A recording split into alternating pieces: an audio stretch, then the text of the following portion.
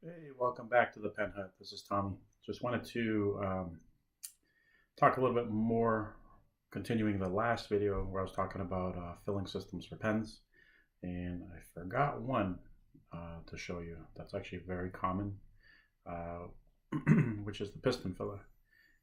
So this is my Lamy 2000, and basically the difference between the cartridge converters versus a piston filler is that this pen, just for regular use, does not open. And you turn the little twister knob here. Let me see if I'm twisting it the right way. I'll make sure I'm not twisting it the wrong way. There, let's twist it back. When you're using it, this is actually going to be twisted all the way back into the barrel. And if you see from there, you can't even see where the line is. If I get a little closer, you can kind of see where the line is. But this was a particular design that was really, really well done, where it kind of just incorporated the whole body shape, everything, to be seamless, which is nice and very minimalist with the partially hooded nib as well. So I really, really like this pen. The piston fillers are generally going to be slightly more expensive pens just because the whole mechanism, servicing, things like that is going to cost a lot more. But what it does do is it gives you a very large capacity of ink. Since you don't need a cartridge, you can pretty much do like this whole area here outside of the piston mechanism itself. But that's a really, really awesome way of getting ink into the pens. So the piston mechanism, piston filling system is really cool. So yeah, so I have this pen, and then I'm trying to think what other one that I have. I think I got like two more. I think the Aurora Optima as well has a very similar thing, and then maybe like one other one that I have does that as well. But this is probably the most popular one that you can find, and just the design that they have it set up there. It's seamless, like you can't even tell that back part opens up. So just wanted to go over that because I did not talk about it in the last video. I apologize for that. The other thing that I wanted to talk to you about today was about vintage pens, just in general. I've actually been getting into them a lot more lately since that last video where I posted my collection, which was probably only like 3 weeks ago. I've acquired probably another 6 or 7 vintage pens, which is kind of crazy. So I need to stop, take it easy, take a deep breath, and maybe wait till a birthday or something else comes up, because I just bought way too many pens. A few are still in transit, and I will do a follow-up video on a few of those because I think they're pretty exciting. But that actually leads me to another thing, which I don't know why I said vintage, but basically what I wanted to get at is that there is going to come a time where you're buying the pens out there that people enjoy, other people rave about, and then you find out whether they're good for you or they're not good for you. But there does come a point where you kind of pause a little bit and you actually reflect and you look at your collection and say, hey, what's missing here, or should I keep getting maybe like this type of model, or should I try to branch out a little bit further? Your tastes have kind of defined a little bit, so you kind of know what you don't like. And then the other thing is you start seeing how much you're spending. Sometimes we're unaware and we don't really think about it, or we're like, what, we'll deal with it later when the bill hits. But I don't know. I think there are a few points in the collection, in the collecting hobby, where you kind of stop and like really analyze like where you've been, where you are, where you want to go with it. And I guess I kind of had a little bit of an epiphany or something recently that I wanted to buy a couple pens that are very nice. They're very expensive too, and I was okay with that. But I was thinking, do I really want to spend that much money there, or could my money be spent better elsewhere? I think I said something about that in a previous video as well. But I realized that I don't know enough about vintage pens.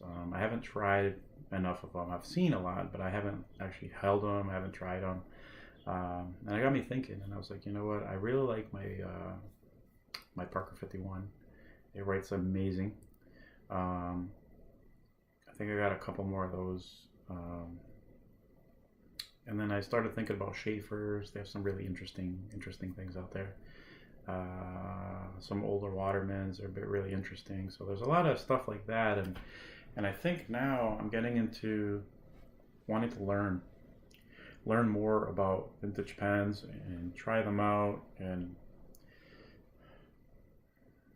I don't know. I'm not going to say that it's like reinvigorated my hobby or but I feel like I'm getting a little bit more excited about these older pens, trying different kind of nibs, different materials, different filling systems, and also the scavenger hunt of going to flea markets and trying to find things on your own is also really exciting. But I don't know. I think part of why I collect and why I like fountain pens and things like that, I think it is because they're vintage and they're unique. So I don't know. I mean, I don't know. As I mentioned before, I knew I was going to get more vintage pens, but I'm trying to see how my collection is going to evolve, and it's kind of exciting. Trying to see these are the things that I have. This is what I'm kind of curious about right now. But what am I going to know in 3 weeks? In 3 weeks, am I going to know all about? I don't even know. Wasp pens or snorkels.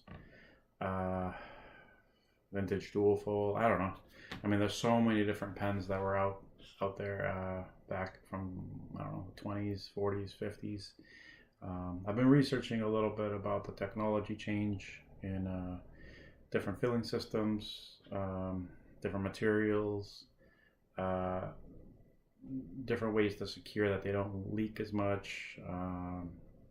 Bunch of different things. It's very interesting. So I've been researching a lot, reading a lot about the history of a lot of pens and a lot of pen companies, and maybe they were bought out, went to Europe or someplace else, came back. Did that affect their production, their quality? How many things evolved and changed over time, and which companies actually went with those changes and which ones decided not to? And just a lot of knowledge gathering basically lately, and it's been exciting. So it's almost like the pen is like secondary, kind of like I'm doing a lot of research, trying to understand how companies did what they did, and what they were producing and what they wanted to produce, and how they overcame different obstacles, and how they evolved, or the times required certain changes to be made. So it's exciting. So I think now that I'm getting more into the history part of things, now it's relating to the pens that I'm kind of looking at, and why were these pens successful at that time? Why are certain pens still successful now, still sought after versus other pens, things like that. So I don't know. I have a feeling that I'm going to continue to acquire vintage pens. Obviously, I want to know what I'm getting into, know what the pens are all about. But I find it very interesting. So I know I kind of rambled there, but I don't know if it was an epiphany or if I decided that my collection needs to shift in a different direction. But I really feel that a lot of the modern pens in all price ranges are very easy to find, versus the vintage pens. You have to seek out. I mean, obviously you can find them on eBay, this, there, wherever. But I want to do the research, try some pens out, and then see what I like, and then maybe actually start a collection of something specific. So I feel like I kind of did, but I'm going to save that for a future video. But it's interesting. So I'm just curious how you guys did it. People that have already been collecting for a little bit. Well, what do you guys collect? What did you guys specialize in, or what are your favorites? Because I'm always curious, especially if you have, I don't know, even 20 Lamy Safaris. Like, I want to see it. It's awesome. Or if you have 20 vintage Watermans, or whatever it is that you have, why did you choose that specific thing to collect? What do you like about that so much? And, did you do your research and figure out what made it special and things like that? Or you just, I think these are pretty and you went like that. So everybody's collection is different. And I think they change over time. I go online and I see people gravitate towards one kind of pen, and then at some point they get a chance to try this other pen and they're like, oh, you know what, I need a bunch of those too. I love those. So I love different people's collections. They're all differ. And just curious, kind of, once you were done with the newbie part of the fountain pen hobby, how did you, or what did you do in that next phase? I'm really curious to find out. It's very interesting. So yeah, just share underneath. Share about your collection. What do you collect? If it's a specific model or a specific manufacturer, a specific pen. Yeah, whatever it is that you collect, post it underneath. Definitely curious to see what everybody's collecting. Thanks again.